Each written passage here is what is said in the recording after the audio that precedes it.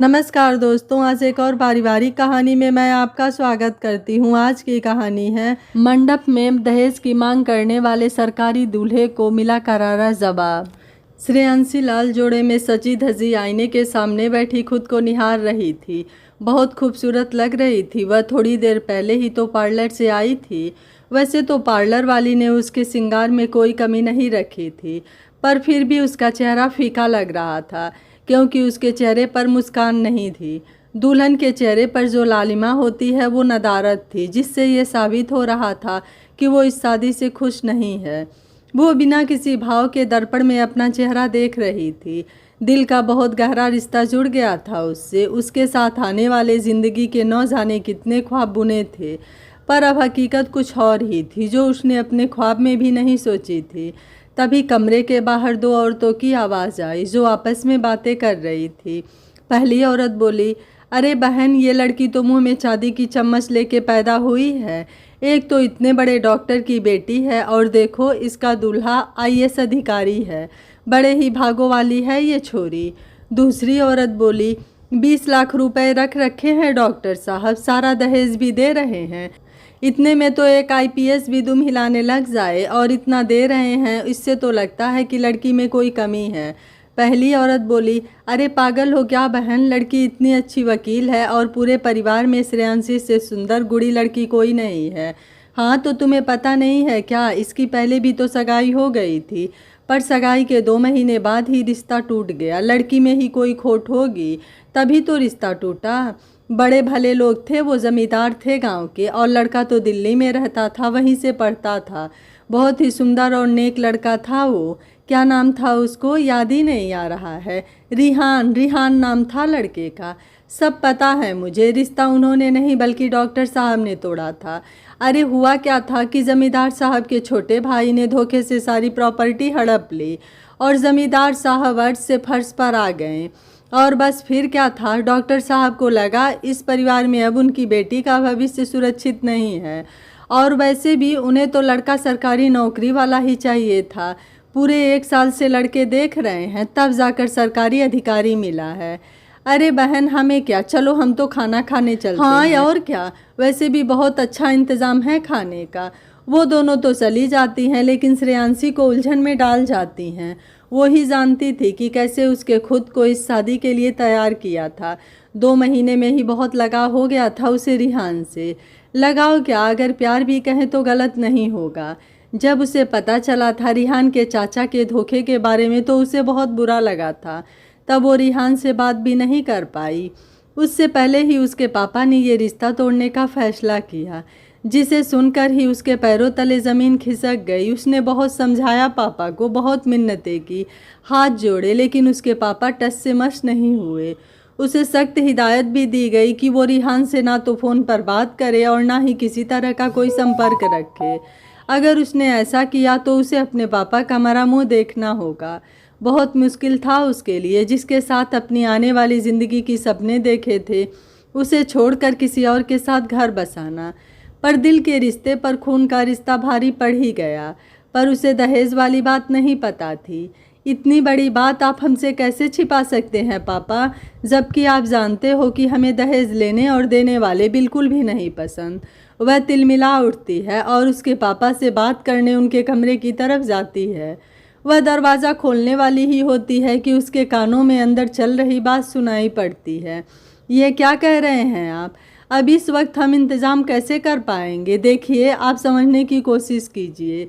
श्रेयांशी ने हल्के से दरवाज़ा खोल कर देखा तो उसके पापा फ़ोन पर किसी से बात कर रहे थे, और उसकी माँ सोफे पर बैठे हुए उनकी ओर देख रही थी।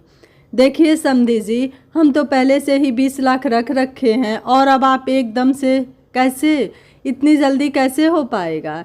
देखिए, आप समझने की कोशिश कीजिए।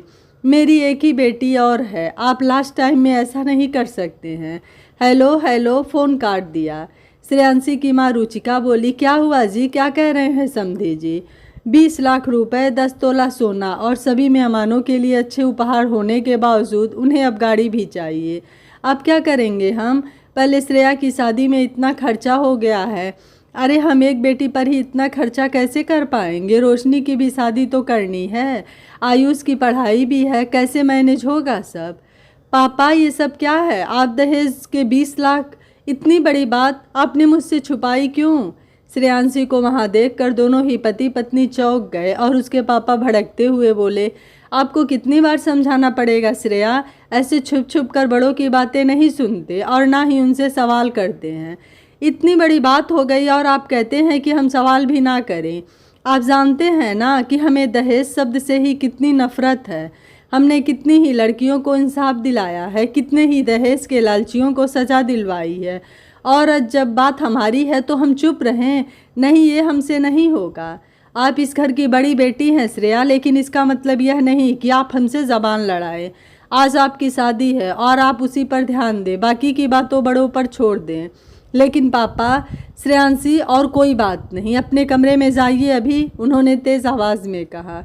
एक बात याद रखिएगा पापा, हम आपकी बेटी हैं, गलत सहना हमारे खून में ही नहीं है, और हम उन लड़कियों में से नहीं हैं जो अपने ही पेरेंट्स को बर्बाद करके अपना घर बसा लें।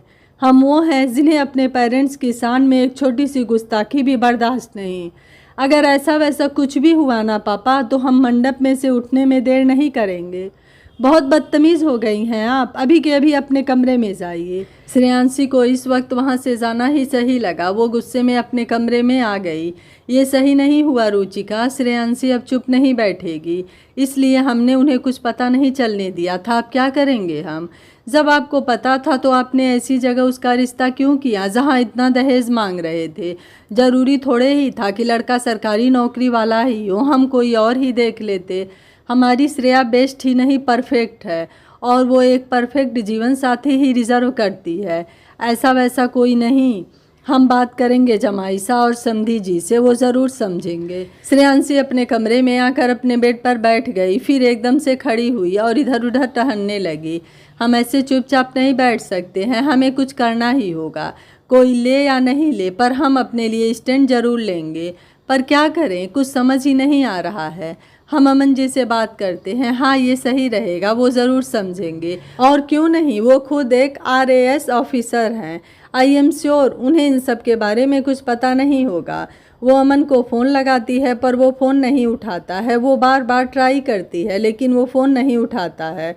उसके लिए ये कोई नई बात नहीं थी। अमन से उसकी बस नाम मात्र ही बात होती है।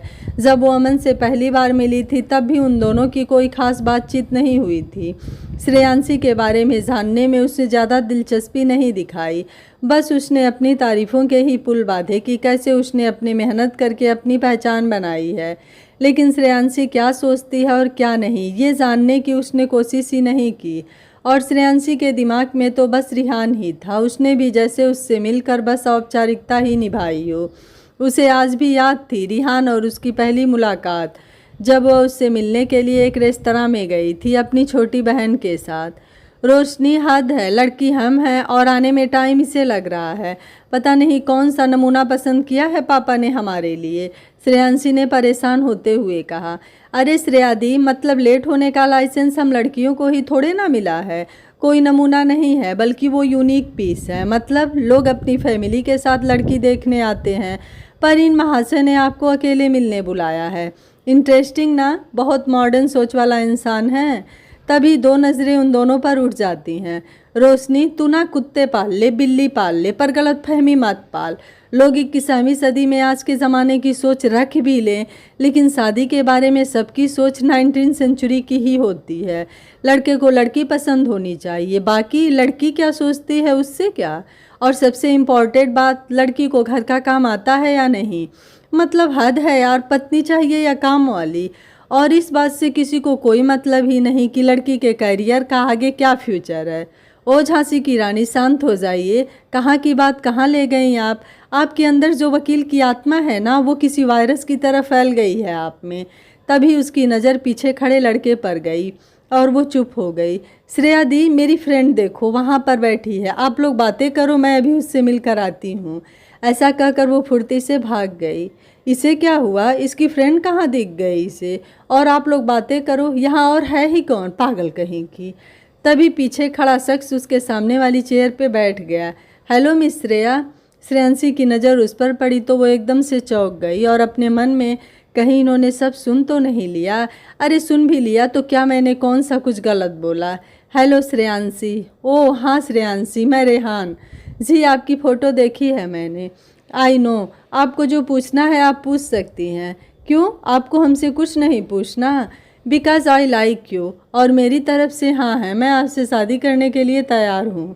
श्रेयांशी की आंखें हैरानी से फैल गई। व्हाट, क्या बोल रहे हैं आप? हमें जानती ही कितना है और इतनी जल्दी आपने शादी का फैसला भी कर लिया। Strange, I can't believe.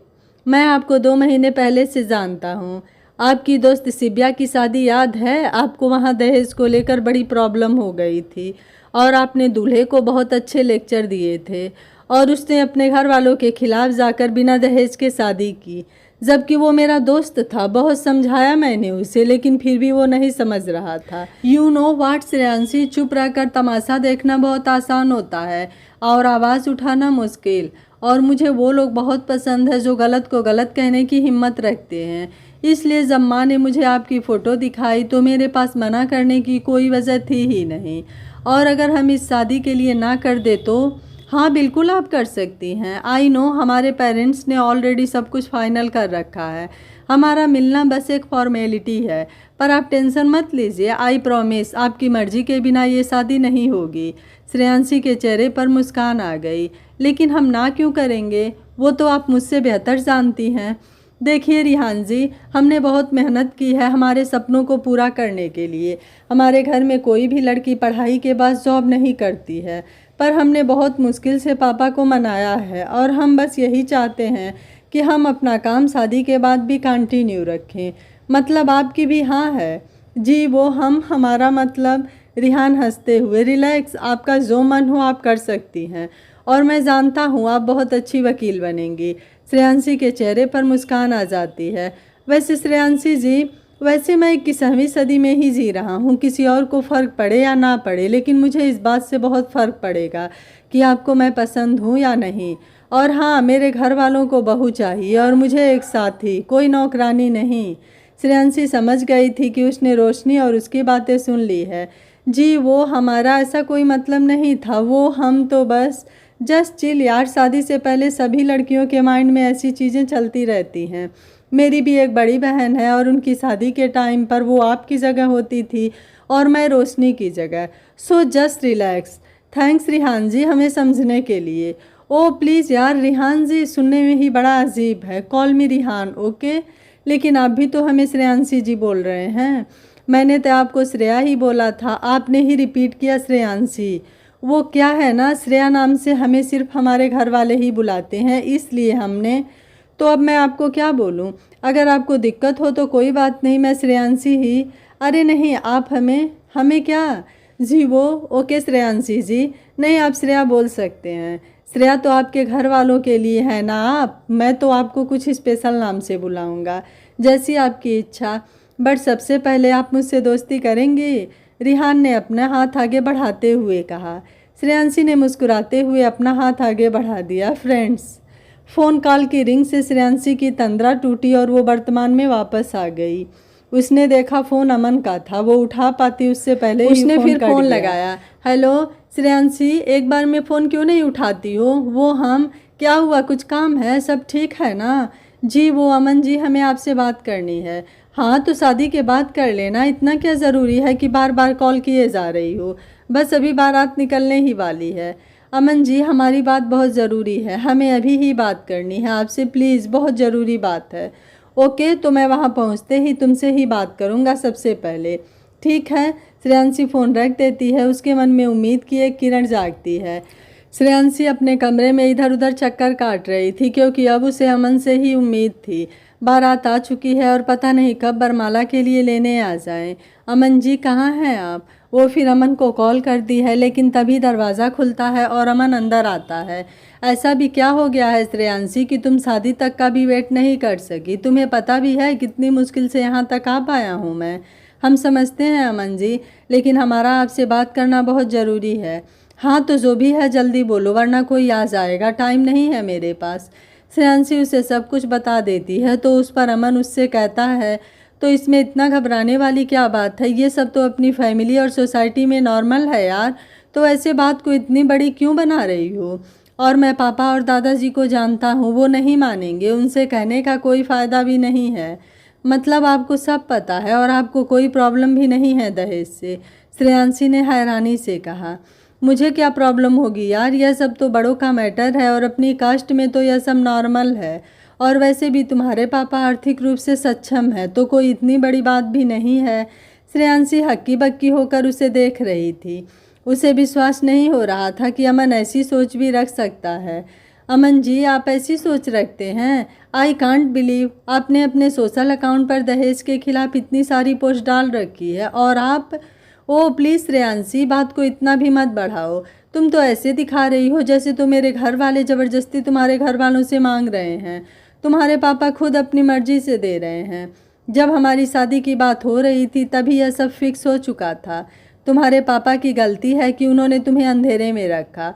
और तुमने क्या मेरा सोशल अकाउंट देखकर मुझसे शादी के लिए हाँ कही थी? वो उस पर भी फटते हुए बोला। श्रेयांशी के होश उड़ गए उसकी बात सुनकर, और उसका ऐसा रवैया होगा ये तो उसने सपने में भी नहीं सोचा था। उसकी बातों से उसे बहुत गुस्सा आ रहा था, लेकिन फिर भी उसने अपने गुस्से को नियंत्रित किया और उससे बोली, अमन जी, आपके घर से फ़ोन आया है। पापा जो अपनी मर्ज़ी से दे रहे हैं ना, उसके अलावा भी उन्होंने गाड़ी की डिमांड की है, ये आपको पता है? तो मतलब तुम्हें गाड़ी से प्रॉब्लम है ना, तो मैं पापा को मना कर दूंगा गाड़ी के लिए, फिर ठीक है ना? आपका मतलब है आपको भी दहेज चाहिए था, और जो आपके घर वालों की नई डिमांड है सब पता है आपको, राइट? हाँ बिल्कुल सही कहा तुमने, मुझे सब पता है। लेकिन तुम क्या चाहती हो ये मेरे समझ में नहीं आ रहा है। तुम ये शादी करना चाहती भी हो या नहीं? कहीं तुम अभी भी रेहान के बारे में ही नहीं सोच रही हो और इसलिए इस शादी से बचने के लिए ये बहाना ढूंढ रही हो? अमन ने शक भरे लहजे में कहा, जिससे श्रेयांशी भी थोड़ा बौखला गई।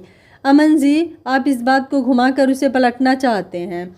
आप रेहान को लेकर पूरी तरह निश्चिंत हैं क्योंकि आप बहुत अच्छे से जानते हैं हमें, इसलिए पॉइंट पर रहिए। आप क्या सोचते हैं ये तो हमने जान लिया है, और अब हमारी बात सुनिए, क्योंकि शायद आप हमें अच्छे से नहीं जानते हैं।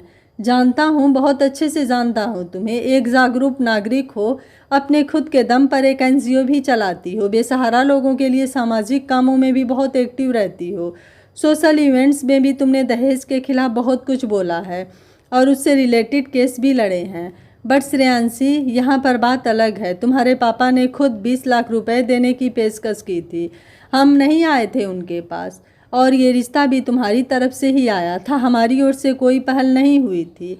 बट तुम्हें ये सब कैसे पता होगा? बिकॉज तुम बिल्कुल भी दिलचस्पी नहीं रखती इस शादी में।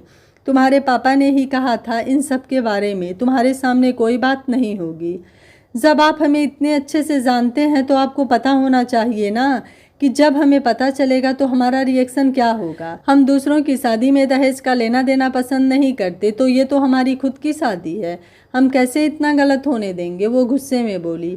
तो ये अपने घर वालों से क्यों नहीं कहा तुमने? मैं अपने बड़ों के बीच में नहीं बोलता, उन्होंने जो डिसीजन लिया मैंने वही मान लिया। हमारी बात अभी ख़त्म नहीं हुई है अमन जी। आपके घर वालों ने आपकी कीमत लगा दी और आप कह रहे हैं कि आप उनके सामने नहीं बोलेंगे। आप चुप रहें, लेकिन हम नहीं रहेंगे। और वैसे भी हम बचपन से ही समाज के खोखले नियमों को तोड़ते आए हैं, तो आज एक और सही। अगर ये शादी दहेज के बिना नहीं हो सकती है तो नहीं चाहिए हमें एक खरीदा हुआ सरकारी दूल्हा, क्योंकि दहेज के बस दो ही मतलब होते हैं, या तो आपने दूल्हे को खरीद लिया है या फिर दुल्हन का आगे का खर्चा भी लड़की के माँ बाप ने एडवांस में ही दे दिया है। और अगर लड़की के आगे का खर्च भी अगर उसके पेरेंट्स को ही देना है तो लड़के का कोई हक नहीं बनता उसे अपनी पत्नी बनाकर साथ ले जाने का। अब आप हमें बताएं कि हमारी शादी में दहेज का क्या रोल है, या आपकी कीमत है या हमारा आगे का खर्च, क्योंकि ये गिफ्ट तो बिल्कुल भी नहीं है। आपने जो अपनी सोशल इमेज बना रखी है वो आप ना हो, लेकिन हमने जो हमारी सोशल इमेज बाहर बनाई है वो वास्तविक है, फेक नहीं।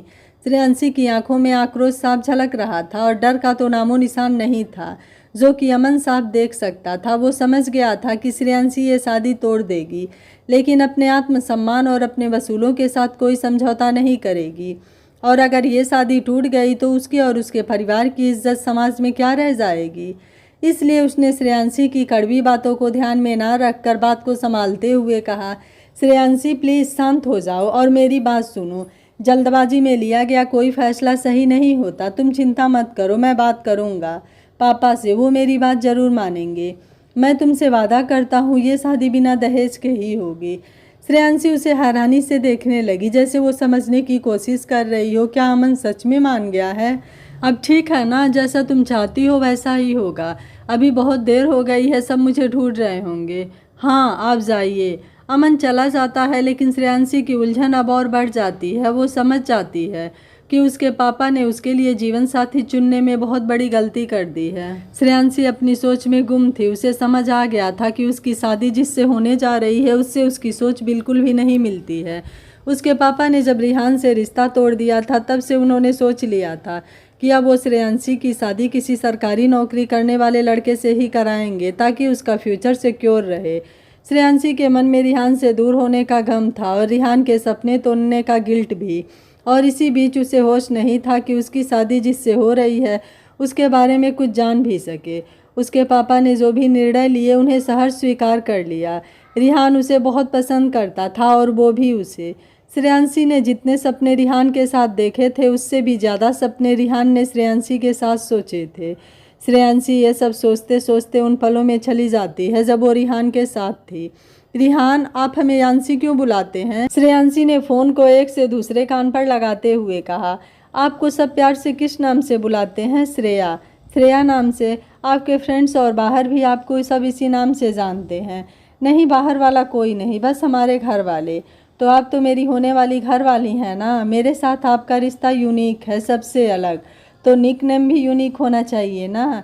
बातें बनाना तो कोई आपसे सीखे और नाम रखने का भी। आपको सीखना है तो सीख सकती हैं, फ्री में सिखा दूंगा। और नाम तो मैंने हमारे बच्चों के भी सोच रखे हैं, रियांशी और रियांश। रिहान, आप भी ना, मतलब कैसे इतनी बातें कर लेते हो? ऑब्वियसली अपने मुंह से। इतने सपने भी मत देखा कीजिए रिहान, कभी कभी अपनी ही नज़र लग जाती है। और आपका साथ सपने जैसा लगता है हमें, बस डर है कहीं ये सपना टूट न जाए। ओफो यांशी, आप फिर सेंटी बातें करने लगी, इसलिए आपने मुझे कॉल किया था? अरे हम तो भूल ही गए, यूपीएससी के फॉर्म फिल हो रहे हैं, आप भरेंगे क्या? मैं भर के क्या करूँगा, वैसे भी कुछ महीनों बाद मैं पीएचडी भी कंप्लीट कर लूँगा, तो मुझे टाइम ही कहाँ मिलेगा। एंड यू नो ना, ये एग्ज़ाम इतना टफ है। आई नो, बट ट्राई तो कीजिए। और वैसे हमने पहली बार आपसे कुछ कहा है, आप हमारी बात नहीं मानेंगे? ऐसा हो सकता है कि आपकी बात ना मानूं। मैं एग्ज़ाम ज़रूर दूंगा, मुझे आपसे यही उम्मीद थी रिहान। तभी रोशनी की आवाज़ से उसकी तंद्रा टूटी। श्रेया दी वरमाला के लिए बोल रहे हैं, आप तैयार हो ना? तभी वो उसके चेहरे की ओर देखती है। दी, आप ठीक हो ना? आप रो क्यों रहे थे क्या? हम ठीक है रोशनी। अगर इतना दम घुट रहा है दी तो क्यों अपनी जिद पर अड़ी हैं आप? अभी भी वक्त है दी, छोड़ दीजिए ये जिद। रोशनी प्लीज़, तुम एक ही बात को बार बार क्यों दोहरा रही हो, जबकि तुम अच्छे से जानती हो इन सब का कोई फ़ायदा नहीं है। वो दोनों ही बात कर रही थी तब सिब्या अंदर आई। लोगों को सीख देना बहुत आसान होता है, लेकिन जब बात खुद के अमल करने की आए ना तो अच्छों की फट जाती है, सिब्या ने अंदर आते हुए कहा।